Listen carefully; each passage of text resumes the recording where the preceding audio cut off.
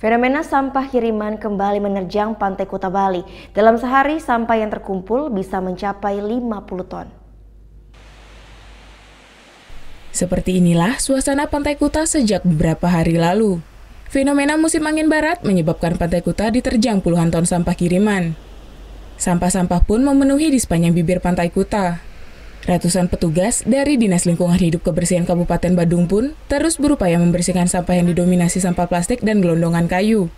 Dalam sehari, mereka bisa mengumpulkan 50 ton sampah. Menurut Bendesa Adat Kuta, fenomena ini memang terjadi setiap tahun.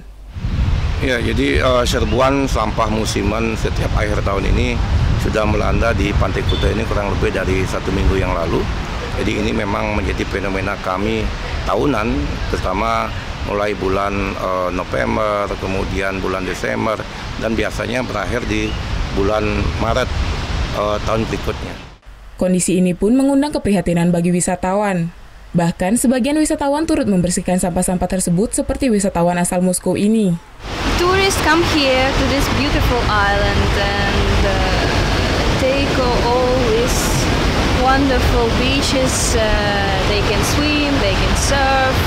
And then they left all the trash they make here and doing nothing to get this trash, to remove this trash. Maybe everyone of us is responsible of what he's doing here. Meski telah dibersihkan, sampah biasanya akan kembali muncul pada sore maupun malam hari. Surya Sanjaya melaporkan untuk NET.